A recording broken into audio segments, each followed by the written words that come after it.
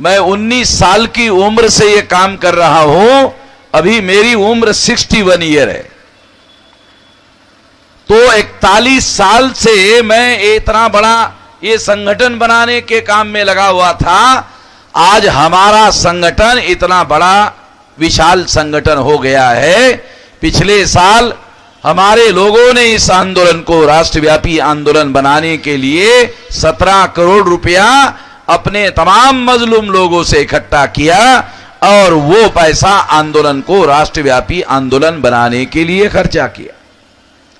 तो साथियों, ये इतना बड़ा यूनिक संगठन हमने बनाया जिसकी बदौलत आजाद भारत में इतनी बड़ी परिवर्तन यात्रा जो इस साल 441 जिलों में पहुंचेगी, 441 जिलों में पहुंचोगी। 714 जिले हैं भारत के, 714 में से 441 जिलों में इस साल ये परिवर्तन यात्रा पहुंचेगी। अगले साल 556 जिलों में पहुंचेगी और 2024 तक 6 लाख गांवों में संगठन बनाकर, 6 लाख गांव का संगठन बनाना है। 6 लाख गांव में हमारे लोग निवास करते हैं। 6 लाख गांव का संगठन बनेगा।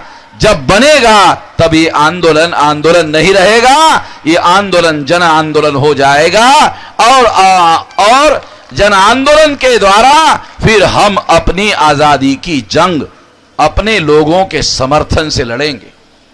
साथियों, ये जो संकल्प हमने घोषित किया था, इस संकल्प को व्यवहार में लाने के लिए हमने महाराष्ट्र में 42 दिन की उस समय परिवर्तन यात्रा निकाली जब महाराष्ट्र में 42 डिग्री सेल्सियस गर्मी थी और जब समाप्त की तो 48 डिग्री सेल्सियस गर्मी थी।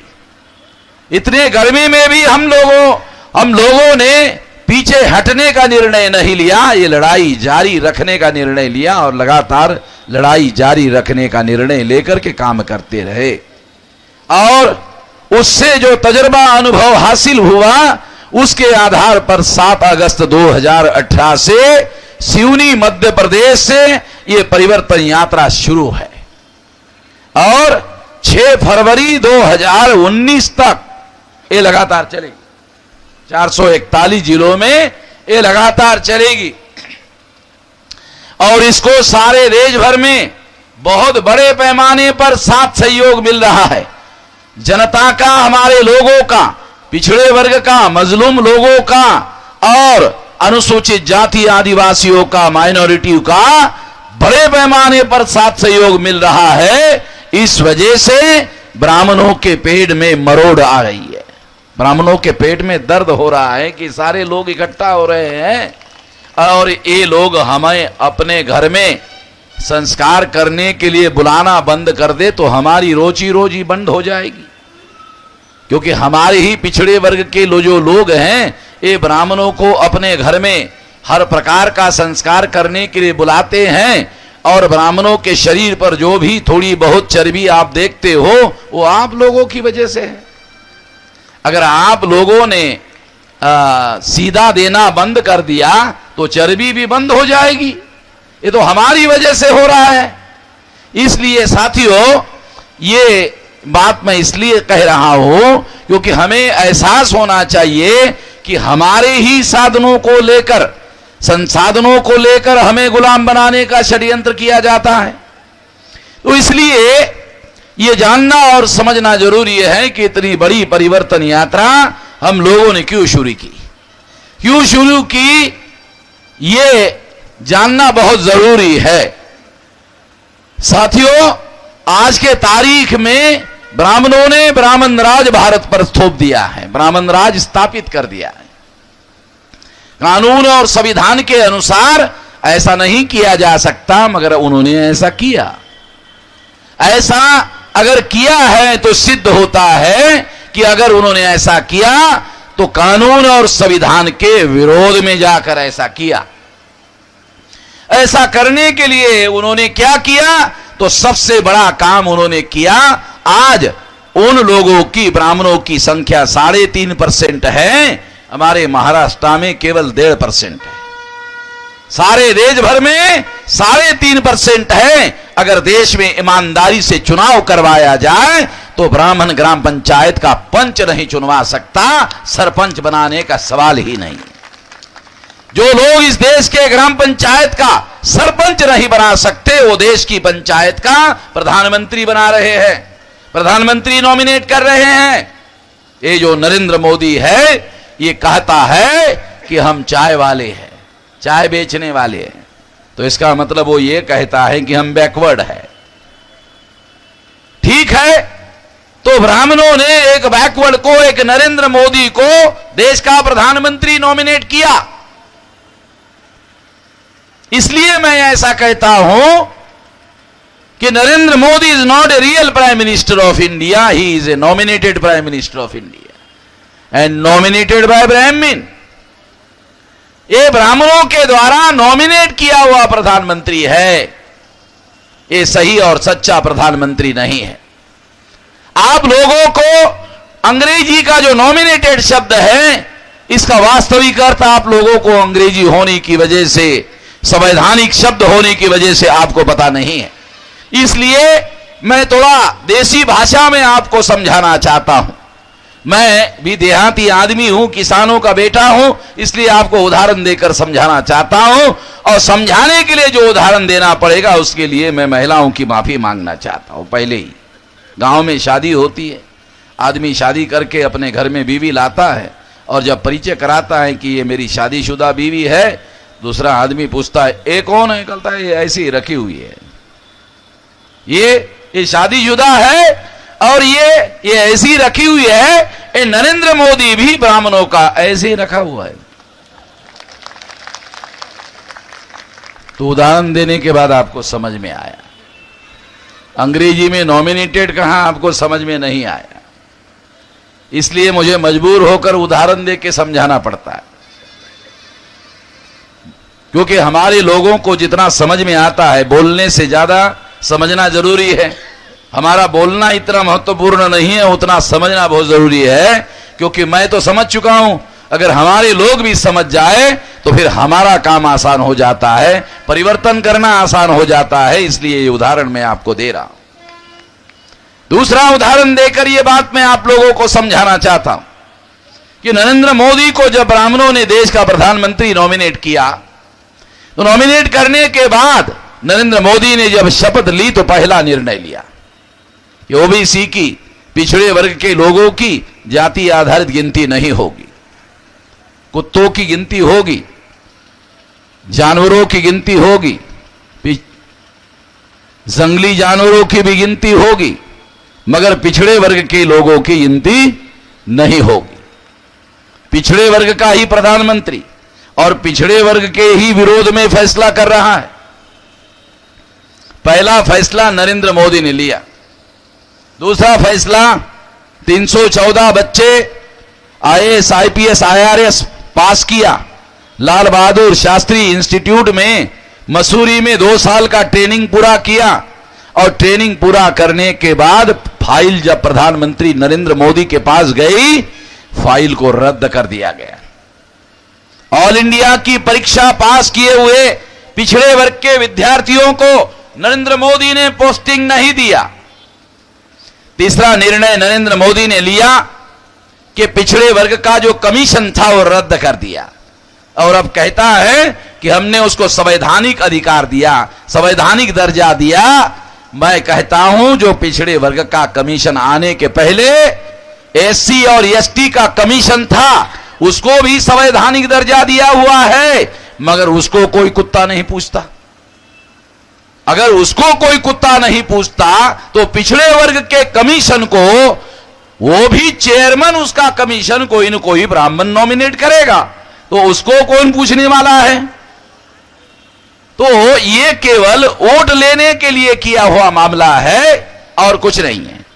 और अभी कुछ दिन पहले नरेंद्र मोदी की सरकार ने फैसला किया कि 2021 में ओबीसी की जाति आधारित गिनती करेंगे, 21 में करेंगे, 14, 15, 16, 17, 18 नहीं करेंगे, 21 में करेंगे। अरे 19 का चुनाव है, चुनाव में प्रधानमंत्री पिछड़ा वर्ग आपको दोबारा बनाए, उसके बाद करेंगे, पहले नहीं करेंगे। इसका मतलब यह है कि वोट लेने के लिए करेंगे कह रहे हैं, वोट देने के बाद कहेंगे कि अब ये जरूरी नहीं है, क्योंकि ये तो सरकार जुमलेबाज लोगों की सरकार है, जुमले बोलती रहती है, हम लोग सुनते रहते हैं। तो ये जुमले बोलने वाले लोगों की सरकार है, इसको हम लोगों को ध्यान रखना जरूरी है। नरेंद्र मोदी विकास के ऊपर बहुत लंबे लंबे भाषण करता है, आप लोगों को मालूम है। विकास विकास विकास विकास विकास विकास, घंटे घंटे भाषण करता है विकास के ऊपर। और अभी 15 अगस्त को 1.5 घंटा बोला, भाषण में विकास हो गया। और ओबीसी के लोगों को विकास करने के लिए एक नया पैसा नहीं दिया। बजट में 4.5 साल हो गए, एक नया पैसा बजट में वो नरेंद्र मोदी ने नहीं दिया। और अगर एक नया पैसा नहीं दिया तो बगैर पैसे से विकास कैसे होगा? नरेंद्र मोदी के भाषणों में विकास हो रहा है, मगर धरातल पर विकास कहीं दिखाई नहीं दे रहा है। और बजट का कोई प्रावधान पिछड़े वर्ग के लोगों को नहीं किया गया है। पिछड़े वर्ग के जो बच्चे जिनको वजीफा दिया जाता था, स्कॉलरशिप दी जाती थी गरीब बच्चों को महाविद्यालय में पढ़ने के लिए, पिछड़े वर्ग के बच्चों की स्कॉलरशिप बंद करवा दी।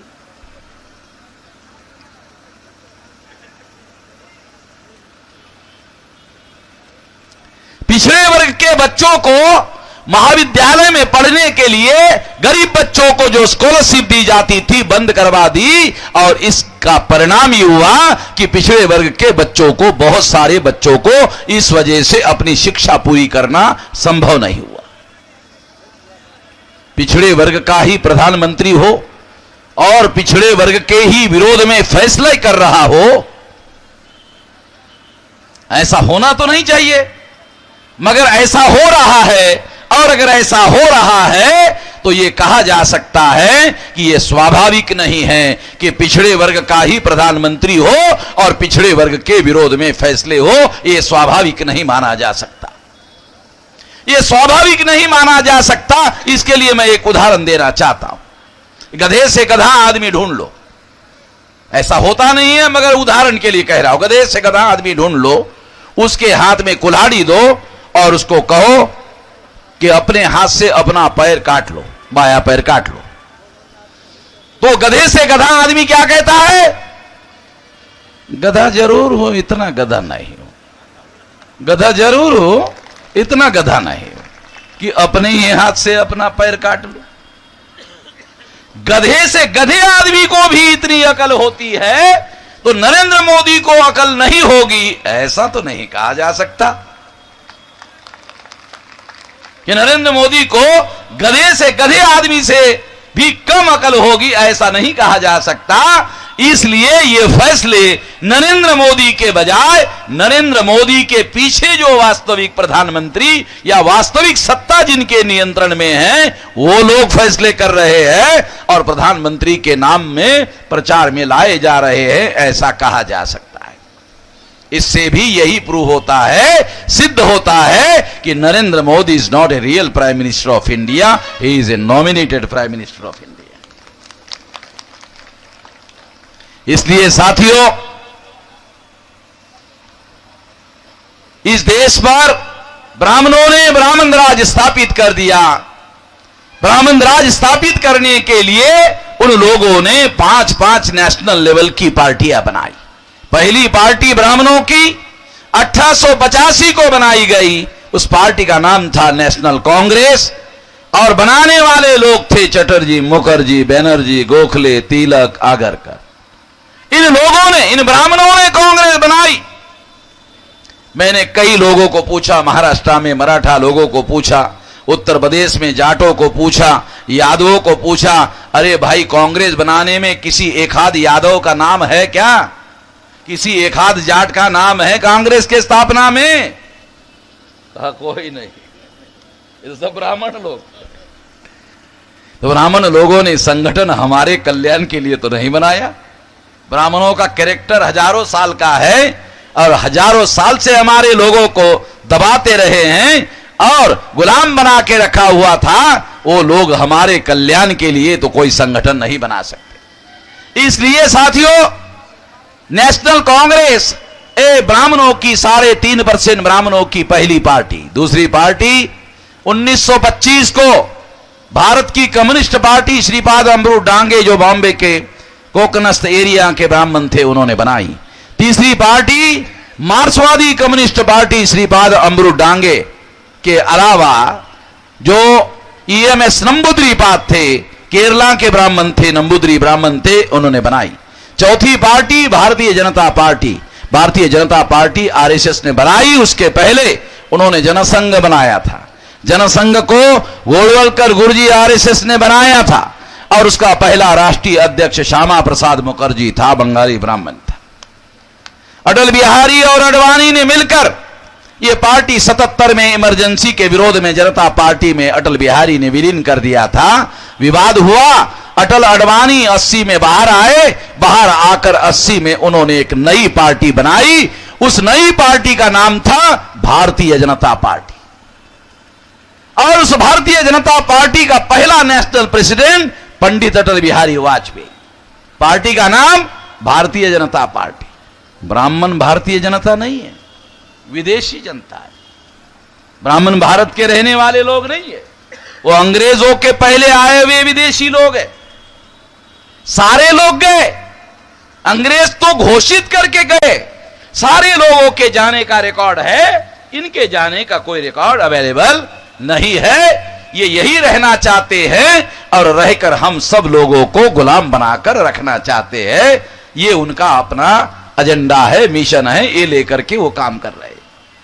ये 4 नंबर की पार्टी। 5वें नंबर की पार्टी तृणमूल कांग्रेस। ममता बनर्जी बंगाल की मुख्यमंत्री है और बंगाल की मुख्यमंत्री है और उसके पार्टी को पिछले साल अक्टूबर महीने में राष्ट्रीय पार्टी का दर्जा दिया गया चुनाव आयोग के द्वारा। इस तरह से 5 नेशनल लेवल की पार्टियां अकेले ब्राह्मणों की है, जिनकी संख्या 3.5% है।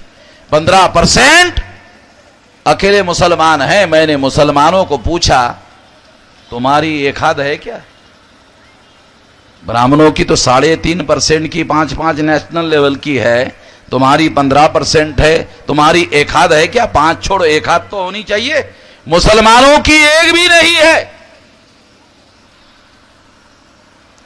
पिछड़े वर्ग की 52% संख्या है, उनकी भी एक भी पार्टी राष्ट्रीय स्तर पर नहीं है।